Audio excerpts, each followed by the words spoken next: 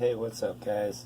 Uh, I just wanted to go over some sampling techniques on this, or some things that I do. Maybe a little advice, Uh, 9 out of 10 times when you hear a song that's been resampled, you're gonna hear the same sample. They're gonna resample it, chop it up on the pads, and it's like, oh yeah, dude, totally resampled that song, and it sounds dope, you know. But say like this sound right here.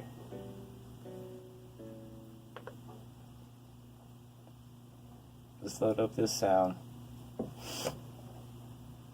And ain't nothing wrong with it, and it's still an art to be able to take, some sounds that are from a record or YouTube or the TV or wherever you get your sounds from outside, and you put them on the pads and you make a melody and you chop them up and all that. And I respect that, and that's what it's all about, and that's what we do.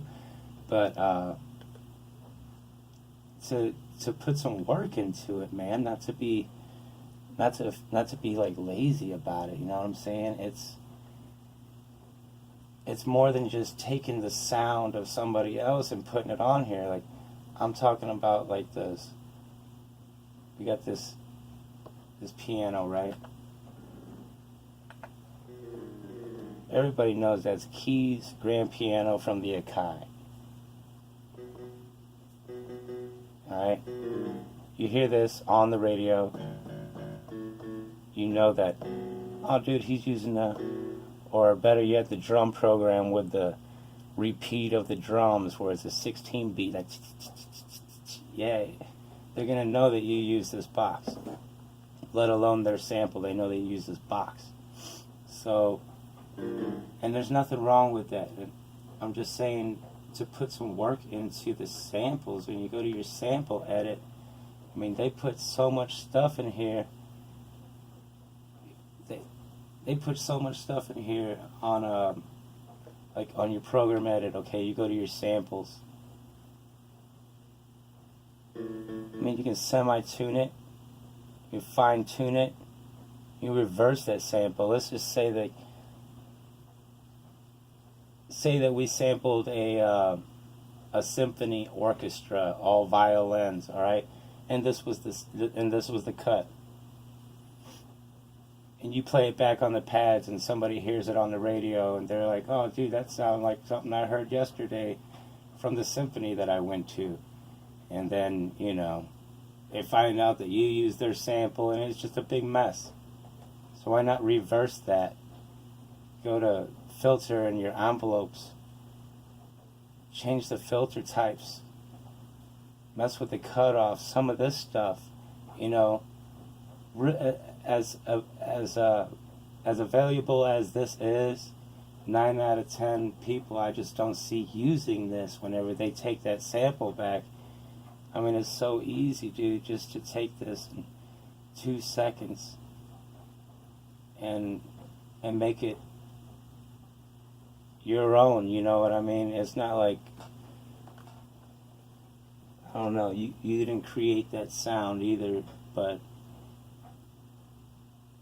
they're not going to be able to tell that that's that symphony sound after you.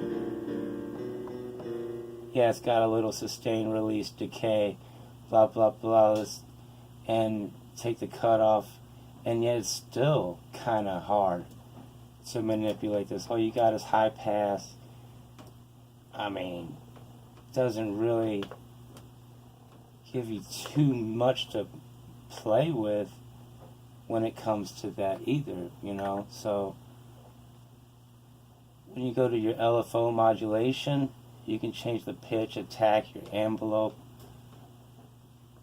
the wave. Alright, so, they got a saw.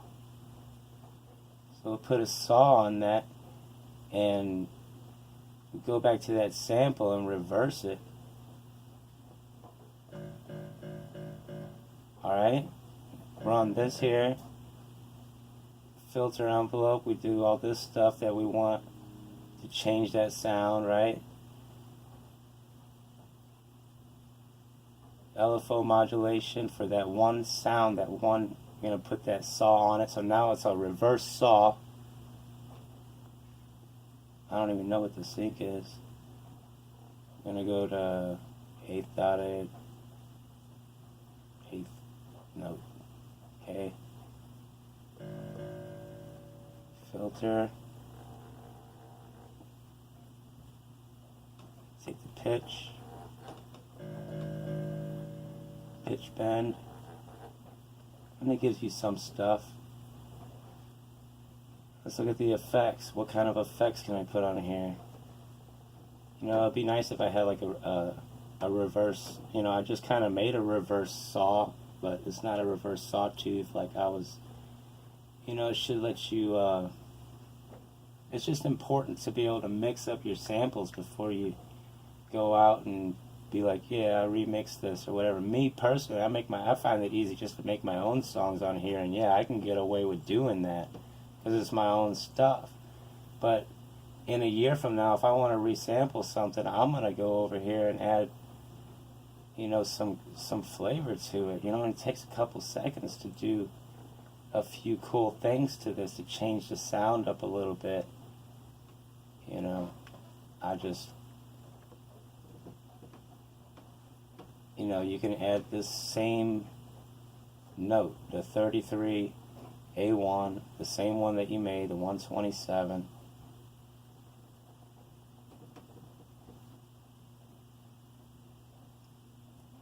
That's in G. So you find A1, whatever.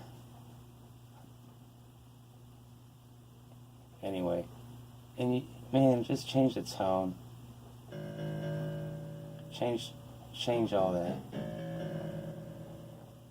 Get out of there. There's just so many options. Like all I'm really getting at, man, is that whenever you go in here and you hit your sampler and you're like, okay, cool, I'm gonna chop up this record, and you hit slice and blah blah blah blah blah blah, cool, and then you redo it and you put your drums on it and everything's cool, and you post it and it's like, cool, but is it really that cool? You could have just made it your own stuff if you just took the extra second to go into that program edit, man, and hit up them samples, change them up, change the pitch, make them go backwards, change the start end times on these things. Just a little bit of work into it. Look at make it in reverse, man. Reverse sawtooth. With this and that. I'm just saying it's available, so I like to use that. Like if I'm gonna resample something that I'm gonna do it like this. I'm not just gonna go slice it up on the pads and then throw another beat on it, especially if it's somebody else's work. But that's it really. I just wanted to shout out and put a video up on that, and I appreciate the feedback, and any questions or anything I can do, just let me know. Right on.